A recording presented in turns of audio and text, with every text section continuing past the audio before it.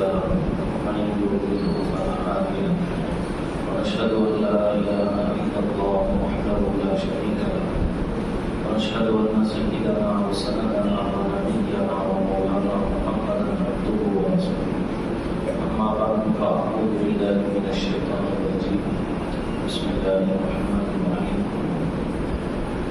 يا أيها الذين آمنوا لا تأكلوا أموالكم بينكم بالباطل صدق الله العظيم. معزز سامعین کرام، عزیز ساتھیوں، بزرگوں، دوستوں، دین میں معاملات کی بہت اہمیت ہے اور معاملات دین کا ایک اہم ترین شعبہ ہے جس سے عام طور پہ غفلت برتی جاتی ہے اور اس سلسلے میں کوتاہی کی جاتی ہے، حالانکہ یہ دین کا ایک اہم ترین شعبہ ہے اور اس کو دین ہی نہیں سمجھا جاتا۔ کتنے لوگ ایسے ہیں جو نماز روزے کو دین سمجھتے ہیں، تسبیح پڑھنے کو دین سمجھتے ہیں، قرآن کریم کی تلاوت کو دین سمجھتے ہیں اور دیگر عبادات کو دین سمجھتے ہیں، نوافل کے پڑھنے کو، تہجد کے پڑھنے کو، اوابین اور اشراق اور چاش کے پڑھنے کو دین سمجھتے ہیں، لیکن معاملات کو دین نہیں سمجھتے، حالانکہ معاملات دین کا اہم ترین شعبہ ہے۔ ایک کتاب ہے جس کا نام ہدایہ ہے، جو درس نظامی میں پڑھائی جاتی ہے۔ اس کتاب کے پڑھنے کے بعد ہی کوئی عالم بنتا ہے۔ ہر عالم کو وہ کتاب پڑھنا ضروری ہے، وہ کتاب پڑھے بغیر کوئی عالم نہیں بنتا۔ اس کی 4 جلدیں ہیں۔ اس کی جو پہلی جلد ہے وہ عبادات سے متعلق احکام اس میں بیان کیے گئے، نماز، روزہ، زکوٰۃ، حج سے متعلق احکامات اس میں بیان کیے گئے۔ باقی جو 3 جلدیں ہیں ان 3 جلدوں میں معاملات اور معاشرت سے متعلق احکامات بیان کیے گئے، اور یہ کتاب ایسی ہے کہ دین کے جتنے احکامات ہیں سارے کے سارے اس کتاب میں جمع کر دیے گئے۔ تو اس کی جو پہلی جلد ہے اس میں عبادات سے متعلق احکامات بیان کیے گئے، باقی جو 3 جلدیں ہیں ان 3 جلدوں میں معاملات اور معاشرت سے متعلق احکامات بیان کیے گئے۔ اس کا مطلب یہ ہے کہ دین کا 1/4 حصہ عبادات سے متعلق ہے تو 3/4 حصہ معاملات سے متعلق ہے، 3/4 حصہ معاملات سے متعلق۔ امام محمد رحمۃ اللہ علیہ سے کسی نے پوچھا کہ بھئی آپ نے اتنی ساری کتابیں لکھی ہیں لیکن آپ نے تصوف کے عنوان پہ کوئی کتاب نہیں لکھی، تو انہوں نے کہا کہ میں نے جو کتاب البیوع لکھی ہے، خرید و فروخت اور معاملات سے متعلق، وہی تو تصوف سے متعلق ہے۔ ان سے پوچھا گیا ہے کہ بھئی آپ نے اتنی ساری کتابیں لکھی لیکن تصوف کے عنوان پہ کوئی کتاب نہیں لکھی، تو انہوں نے کہا کہ جو کتاب البیوع ہے یہ تصوف ہی سے متعلق ہے، کیونکہ تصوف کا مطلب کیا ہے؟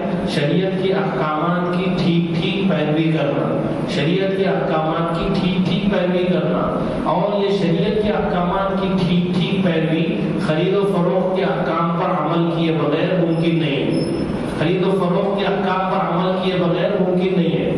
تو اس سے آپ اندازہ لگا سکتے ہیں کہ معاملات کی شریعت میں کتنی اہمیت ہے۔ تو یہ دین کا ایک اہم ترین شعبہ ہے، لیکن کتنے لوگ ایسے ہیں جو اس شعبے سے متعلق غفلت برتتے ہیں اور کتنے ایسے ہیں جو اس کو دین سمجھتے ہی نہیں ہیں۔ آپ نے سنا ہوگا ایک بہت بڑے بزرگ گزرے ہیں، حضرت تھانوی رحمۃ اللہ علیہ، حکیم الامت حضرت مولانا اشرف علی تھانوی رحمۃ اللہ علیہ۔ ان کے ایک مرید تھے جن کو حضرت نے خلافت دی تھی، اجازت دی تھی، وہ حضرت سے ملنے کے لیے تشریف لائے۔ جب ملنے کے لیے تشریف لائے، ملاقات کے لیے آئے، تو ان کے ساتھ ان کا ایک چھوٹا بچہ بھی تھا۔ تو انہوں نے پوچھا حضرت نے کہ بچے کی عمر کتنی ہے؟ پوچھنے پر انہوں نے بتایا کہ اس کی عمر 13 سال ہے، 13 سال کا یہ بچہ ہے۔ تو حضرت نے پوچھا کہ تم نے آتے وقت ریل کا جو تم نے سفر کیا، ٹرین کا جو تم نے سفر کیا، اس بچے کا ٹکٹ فل لیا یا ہاف لیا؟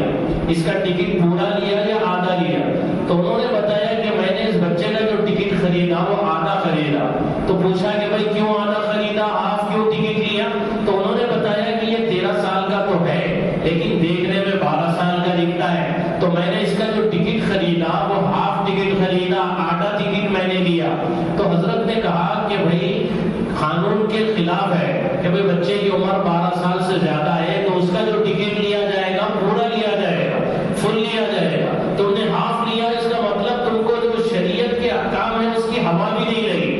شریعت کے احکام کی تم کو ابھی ہوا بھی نہیں لگی. ان کو جو خلافت دی تھی وہ خلافت حضرت نے چھین لی, وہ خلافت ان سے سلب کر لی اور کہا کہ بھائی تم کو ابھی دین کے جو احکامات ہیں اس کی ہوا بھی نہیں لگی. حضرت یہ کہتے تھے کہ میرا اگر کوئی مرید نوافل میں کوتاہی کرے, اذکار اور اوراد میں کوتاہی کرے تو یہ میں برداشت کر سکتا ہوں, لیکن میرے کسی مرید کے بارے میں مجھے یہ سننے کو ملے کہ معاملات میں کوتاہی کرتا ہے, معاملات میں گڑبڑ کرتا ہے, تو یہ مجھے برداشت ہے. اوراد میں, اذکار میں, نوافل میں, تلاوت میں اس میں کوتاہی کرے میں اس کو برداشت کر سکتا ہوں, لیکن اگر میرا کوئی مرید جس کے بارے میں مجھے سننے کو ملے کہ یہ معاملات میں گڑبڑ کرتا ہے, معاملات میں کوتاہی کرتا ہے, تو یہ مجھے برداشت نہیں.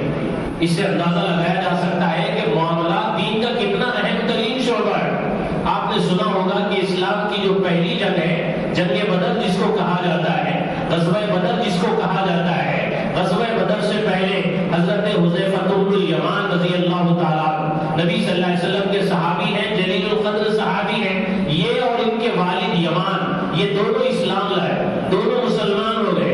یہ مکے میں تھے, مکے سے مدینے کی طرف ہجرت کر کے آنا چاہتے تھے, نبی صلی اللہ علیہ وسلم سے ملاقات کرنا چاہتے تھے, آپ کی زیارت کرنا چاہتے تھے, آپ کا دیدار کرنا چاہتے تھے. یہ دونوں نکلے مدینے کی طرف سفر کرتے ہوئے.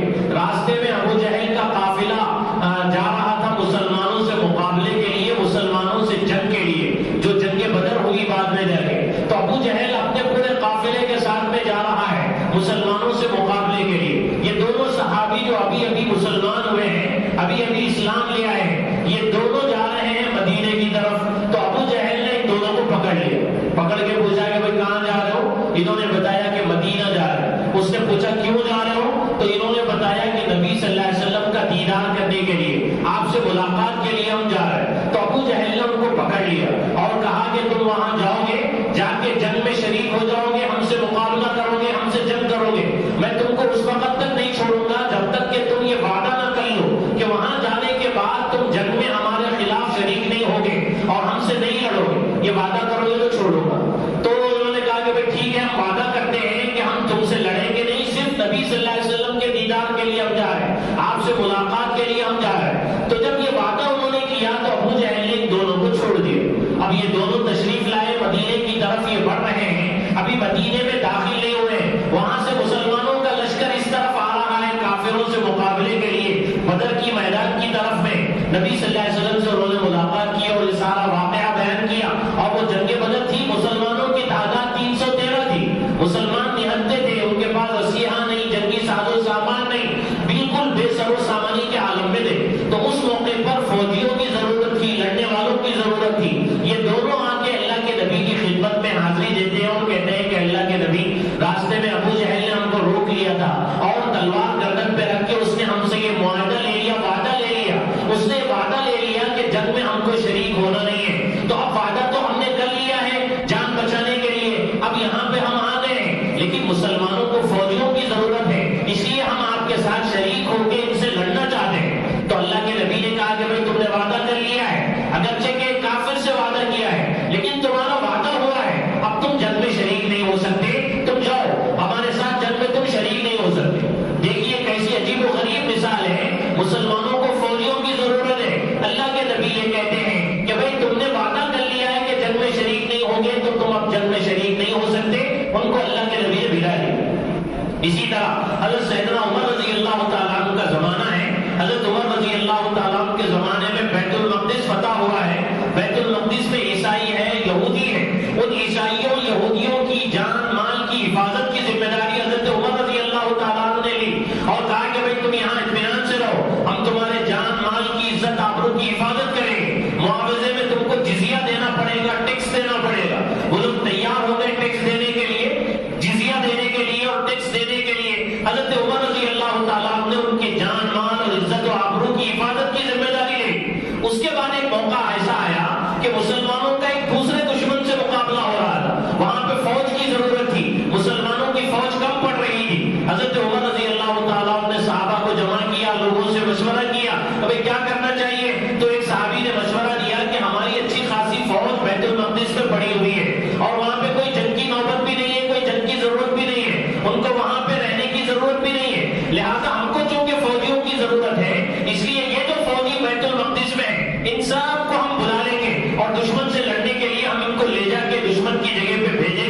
اور دشمن سے مقابلہ ان سے کروائیں گے. تو یہ رائے انہوں نے دی. حضرت عمر رضی اللہ تعالیٰ نے کہا کہ بھائی ٹھیک ہے تمہاری رائے تو بہتر ہے، لیکن چونکہ ہم نے ان کی جان مال کی حفاظت کی ذمہ داری لی ہے لہذا پہلے ان سے بات کرنا پڑے گا. سب یہودیوں کو حضرت عمر نے جمع کیا اور سارے عیسائیوں کو حضرت عمر رضی اللہ تعالیٰ نے جمع کیا. جب سب جمع ہو گئے سب سے کہا کہ دیکھو ہماری فوج کی ضرورت ہے کسی دوسری جگہ پر، اور دوسری جگہ پر اس فوج کو بھیجنا ہے کیونکہ ہم نے تمہاری جان مال کی حفاظت کی ذمہ داری لی ہے. یہ فوج تمہاری جان کی حفاظت یہاں پہ کر رہی تھی، اب ہم اس کو یہاں سے دوسری جگہ پہ بھیجنا چاہتے ہیں. تم نے جو جزیہ دیا ہے، ٹیکس دیا ہے، سال بھر کا ٹیکس ہم تم کو واپس کرنا چاہتے ہیں. وہ سارا ٹیکس حضرت عمر رضی اللہ تعالیٰ نے واپس کر دیا اور کہا کہ ٹیکس لے لو، اب اس فوج کو ہم یہاں سے اٹھا رہے ہیں، اب تمہارے جان مال کی حفاظت کی ذمہ داری ہماری نہیں ہے، تم خود اپنے جان کی حفاظت کرو. یہ کہہ کے حضرت عمر رضی اللہ تعالیٰ نے اس فوج کو وہاں سے اٹھایا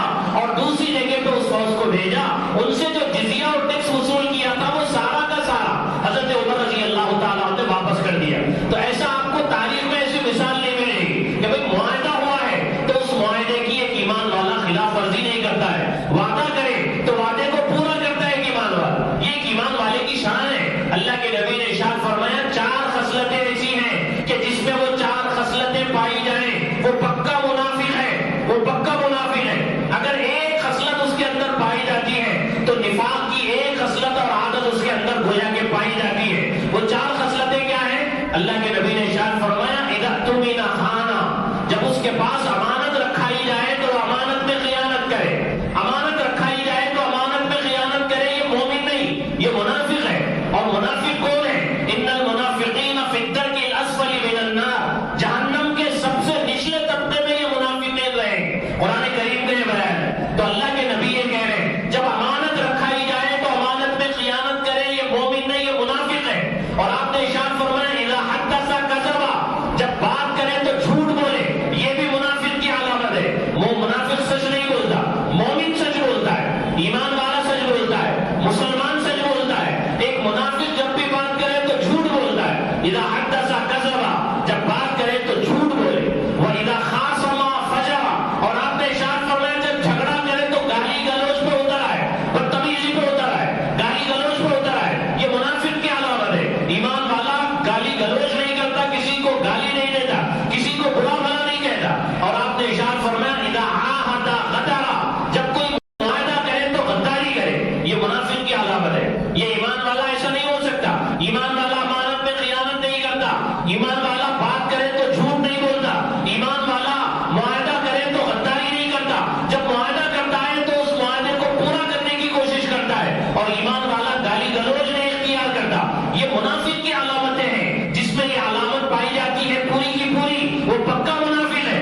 اگر کوئی ایک علامت پائی جاتی ہے تو نفاق کی ایک علامت گویا کہ اس کے اندر پائی جا رہی ہے. اس کو چھوڑنے کی کوشش کرنی چاہیے. منافقین کی سزا قرآن کریم بیان کرتا ہے کہ جہنم کے سب سے نچلے طبقے میں یہ لوگ ہوں. ایک ایمان والا وعدے کو پورا کرنے کی کوشش کرتا ہے. آپ نے سنا ہوگا نبی رحمت صلی اللہ علیہ وسلم نے ارشاد فرمایا بنی اسرائیل کے ایک شخص کا واقعہ بیان کیا. بخاری شریف کی یہ روایت ہے. نبی رحمت صلی اللہ علیہ وسلم کہتے ہیں کہ ایک شخص تھا ضرورت مند، اس کو قرضے کی ضرورت تھی، اس کو کسی سے قرضہ لینا تھا.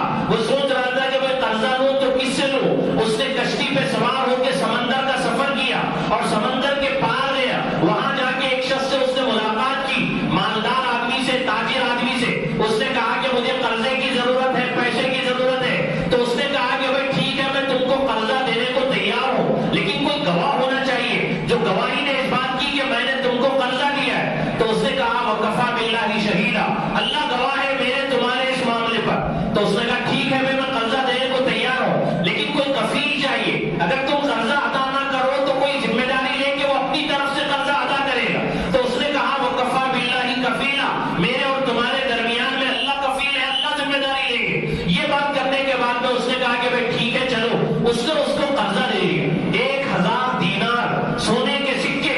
1000 دینار اس نے اس بیچارے کو دے دیے اور وہ 1000 دینار لیا اور کشتی پہ سوار ہوا، سمندر کے پار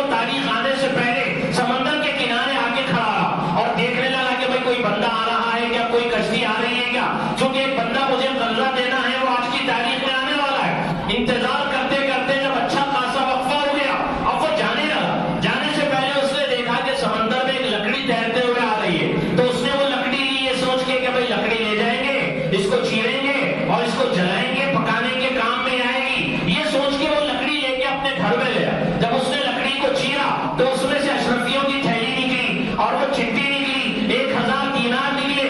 اس کو اندازہ ہو گیا کہ پیسے میرے ہی ہیں، اور اس بندے نے لکڑی میں ڈال کے سمندر کے حوالے کر دیے، اور سمندر نے پوری امانت داری کے ساتھ لا کے وہ لکڑی میرے حوالے کی، اور وہ پیسے مجھے مل گئے، وہ قرضہ مجھے مل گیا۔ اس کے بعد وہ مطمئن ہو گیا۔ چند دنوں کے بعد یہ جو بندہ جس نے قرضہ لیا تھا پھر کشتی پہ سوار ہو کے اس بندے کے پاس آیا اور آ کے اس نے کہا کہ بھائی دیکھو، میں نے تم سے قرضہ لیا تھا اور تاریخ میں نے طے کی تھی، وہ تاریخ آ گئی تھی، لیکن کوئی کشتی مجھے ملی نہیں، کوئی سواری مجھے ملی نہیں، جس کی وجہ سے مجبوراً میں نے ایک لکڑی میں پیسے ڈالے اور سمندر کے حوالے کیے، پتا نہیں وہ پیسے تم کو ملے نہ ملے، اس لیے میں پیسے لے کے آیا ہوں 1000 دینار تم کو دینے کے لیے۔ تو اس بندے نے کہا کہ بھائی تمہارے پیسے تو کبھی کے مجھے مل گئے اور اسی تاریخ کو مل گئے جس تاریخ کو تم دینا چاہتے تھے۔ یہ بندہ خوش ہوا کہ جو بندہ کسی سے قرضہ لیتا ہے اور اس کی نیت دینے کی ہوتی ہے اور وہ دیانتدار ہوتا ہے، سچا ہوتا ہے، دھوکہ دینا نہیں چاہتا ہے، اللہ کی مدد بھی اس کے ساتھ ہوتی ہے، اور اللہ تعالیٰ نے اس کی مدد کی اور اس نے اس طرح سے قرضہ لکڑی میں ڈال کے سمندر کے حوالے کیا، اور سمندر نے وہ قرضہ جس کا تھا اس کے حوالے کیا، اس تک پہنچایا۔ یہ ساری چیزیں ہیں۔ اب نبی رحمت صلی اللہ علیہ وسلم کی سیرت کو آپ دیکھیں گے، نبی رحمت صلی اللہ علیہ وسلم کی زندگی میں جنازہ آتا تھا، نبی رحمت صلی اللہ علیہ وسلم صحابہ سے پوچھتے تھے کہ بھئی یہ جو بندہ ہے جس کا انتقال ہوا ہے، صحابہ کہتے تھے کہ اللہ کے نبی آپ ان کی جنازے کی نماز پڑھا دیجئے، نبی کسی کی جنازے کی نماز پڑھائیں، اس کے لیے دعا کریں، یہ بہت بڑی فضیلت کی بات ہوتی ہے۔ تو صحابہ کہتے تھے کہ اللہ کے نبی آپ اس کی جنازے کی نماز پڑھا دیجئے۔ اللہ کے نبی کہتے تھے کہ بھئی اس جنازے کے اوپر، اس میت کے اوپر کوئی قرضہ ہے؟ پہلے یہ پوچھتے تھے کوئی قرضہ ہے یا نہیں ہے، قرضہ ہے تو اس نے قرضے کی ادائیگی کا کوئی بندوبست کیا ہے یا نہیں کیا ہے؟ اگر قرضہ ہے، اس نے قرضے کی ادائیگی کا کوئی انتظام نہیں کیا اور مر گیا، تو اللہ کے نبی کہتے تھے تم اپنے ساتھی کی جنازے کی نماز پڑھ لو، میں اس کی جنازے کی نماز نہیں پڑھاؤں گا۔ اس سے اندازہ لگایا جا سکتا ہے نبی رحمت صلی اللہ علیہ وسلم معاملات کی نزاکت کو بتا رہے ہیں۔ کتنے ہم میں سے ایسے لوگ ہیں جو معاملات کو دین سمجھتے ہیں، ہم تسبیح پھیلانے کو دین سمجھتے ہیں، نوافل کے پڑھنے کو دین سمجھتے ہیں، تہجد کے پڑھنے کو دین سمجھتے ہیں، اور اشراق اور چاش کے پڑھنے کو دین سمجھتے ہیں، لیکن معاملات میں یہ سمجھتے ہیں کہ دین ہے نہیں، معاملات جیسے چاہے کرو، زبان پہ زبان دو، وعدے پہ وعدے کرو۔ یہ میرے دوستوں منافقین کی علامت ہے۔ ایمان والا ایسا دھوکہ نہیں دیتا، ایمان والا غداری نہیں کرتا، ایمان والا خیانت نہیں کرتا، ایمان والا جھوٹ نہیں بولتا، ایمان والا جب وعدہ کرتا ہے تو وعدے کو پورا کرنے کی کوشش کرتا ہے۔ نبی رحمت صلی اللہ علیہ وسلم نے ایک موقع پہ صحابہ سے پوچھا تم جانتے ہو مفلس کون ہے؟ صحابہ نے کہا کہ اللہ کے نبی ہم میں مفلس تو وہ ہے جس کے پاس نہ درہم ہو نہ دینار ہو، روپیہ پیسہ جس کے پاس نہیں ہے وہ مفلس ہے۔ تو اللہ کے نبی نے ارشاد فرمایا میری امت کا مفلس وہ ہے جو کل قیامت کے دن نماز، روزے، زکات، حج کے ساتھ آئے گا،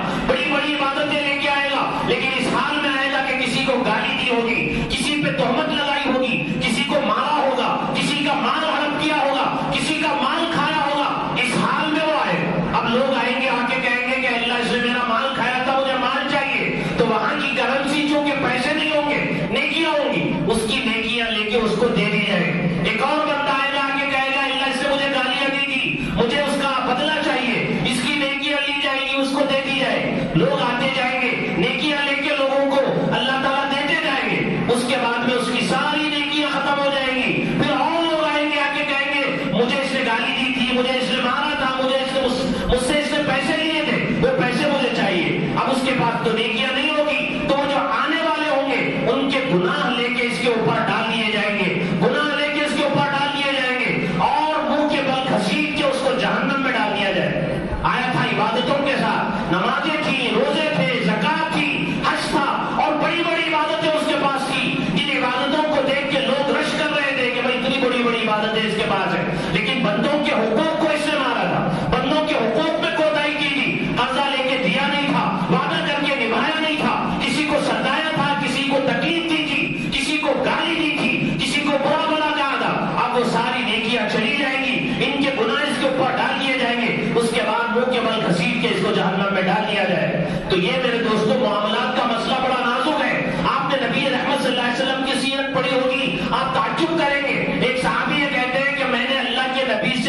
فروخت کا معاملہ کیا، خرید و فروخت کا معاملہ کیا، ایک چیز خریدی اور کچھ پیسے میں نے دیے، باقی پیسے دینے تھے، میں نے اللہ کے نبی سے کہا کہ ابھی میں گھر جاتا ہوں، گھر جا کے باقی رقم لے کے آتا ہوں، آپ یہیں پہ کھڑے رہیے۔ اب وہ بندہ گھر گیا، گھر جانے کے بعد میں بھول گیا، بھولنے کے بعد میں 3 دن کے بعد اس بندے کو یاد آیا، 3 دن کے بعد اس بندے کو یاد آیا کہ میں نے اللہ کے نبی سے وعدہ کیا تھا کہ بازار میں کھڑے رہے۔ وہ بھاگا بھاگا آیا، اللہ کے نبی کو اسی جگہ پہ کھڑا ہوا پایا۔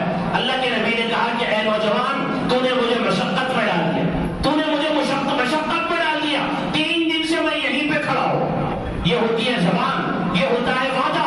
اللہ کے نبی نے کہا کہ یہاں پہ کھڑا ہوگا، 3 دن تک اللہ کے نبی اسی جگہ پہ کھڑے ہیں۔ ایمان والے کی میرے دوستوں یہ شان ہوتی ہے، اللہ کے نبی ہجرت کر کے جا رہے ہیں، دشمن یہودی عیسائی مشرک آپ کے خون کے پیاسے، نبی صلی اللہ علیہ وسلم کے جان کے دشمن اپنی امانتوں کو نبی صلی اللہ علیہ وسلم کے پاس رکھا ہے، ایسے حال میں جبکہ آپ کی جان لینا چاہتے ہیں، لیکن ان کو پتا ہے کہ صادق ہے، یہ امین ہے، یہ امانت میں خیانت نہیں کرے گے، یہ دھوکہ نہیں دیں گے، ان کے پاس مال سیف رہے گا، محفوظ رہے گا۔ دشمن بھی اپنی امانتیں اللہ کے نبی کے پاس لا کے رکھواتے تھے۔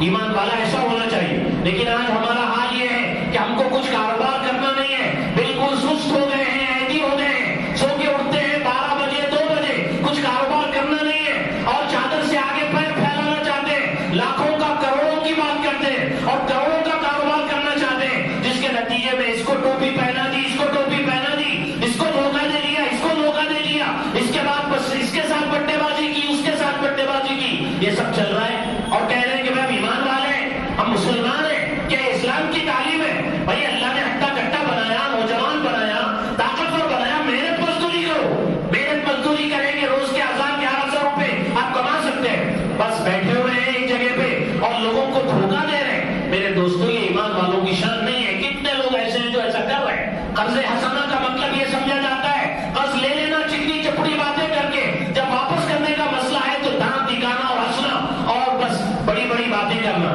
یہ ایمان والے کی شان نہیں ہے۔ ایمان والا زبان دیتا ہے تو پھر اس کے مطابق عمل کرتا ہے، وعدہ کرتا ہے تو وعدہ خلافی نہیں کرتا ہے، جھوٹ نہیں بولتا ہے، کسی کو دھوکہ نہیں دیتا ہے۔ یہ ایمان والے کی شان ہے۔ اللہ سے دعا ہے ہم سب کو نبی رحمت صلی اللہ علیہ وسلم کی سیرت کو پڑھنے، اس کو اپنانے، اس پہ عمل کرنے کی توفیق نصیب فرمائے۔